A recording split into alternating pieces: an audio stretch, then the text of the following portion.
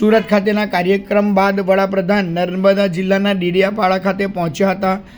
તેઓ જનજાતીય ગૌરવ દિવસ અને ભગવાન બિરસા મુંડાની 150મી જન્મજયંતિની ઉજવણીમાં સહભાગી બન્યા હતા। તેઓએ પ્રથમ આદિવાસીઓના આસ્થાના કેન્દ્ર કુળદેવી માતા દેવમોગરા મંદિરે દર્શન કરી પૂજા અર્ચના કરી હતી। ત્યારબાદ તેઓ ડેડિયાપાડા ખાતે એક જંગી સભાને સંબોધિત કરી હતી। પીએમ મોદીએ સભા સ્થળ ખાતે ભગવાન બિરસા મુંડાની પ્રતિમાને પુષ્પ અર્પણ કરીને વંદન કર્યા હતા। ડેડિયાપાડા ખાતે પીએમ મોદી સાથે ગુજરાતના રાજ્યપાલ આચાર્ય દેવવ્રત, મુખ્યમંત્રી ભૂપેન્દ્ર પટેલ, પ્રદેશ અધ્યક્ષ જગદીશ વિશ્વકર્મા, રાજ્યમંત્રી નરેશ પટેલ, સાંસદ મનસુખ વસાવા સહિત ભાજપના આગેવાનો તેમજ ભગવાન બિરસા મુંડાના પરિવારજનો ઉપસ્થિત રહ્યા હતા।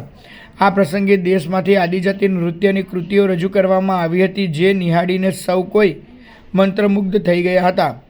ડેડિયાપાડા ખાતે આયોજિત આ સભામાં વડાપ્રધાન નરેન્દ્ર મોદીએ ₹9,700 કરોડથી વધુના વિવિધ વિકાસ કાર્યોનું લોકાર્પણ અને શિલાન્યાસ કર્યો હતો, જ્યારે 250 જેટલી નવી આદિવાસી વિસ્તારમાંથી એસટી બસને લીલી ઝંડી બતાવી પ્રસ્થાન કરાવી હતી। ત્યારબાદ જંગી જનસભાને પણ સંબોધિત કરી હતી।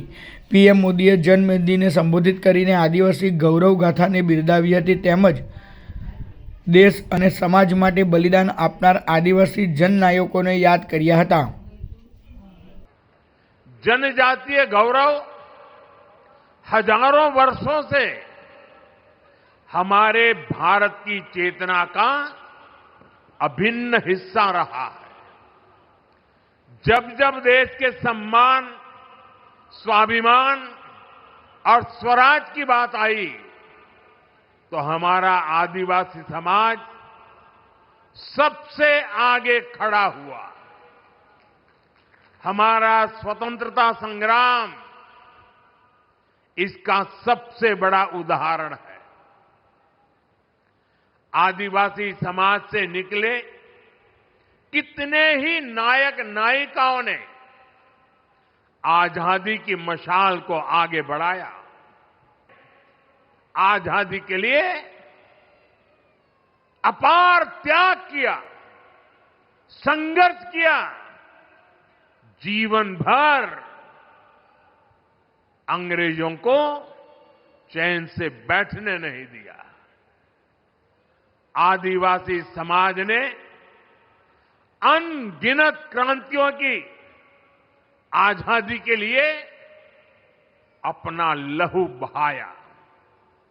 साथियों, यहां गुजरात में भी जनजातीय समाज के ऐसे कितने ही शूरवीर देशभक्त हैं।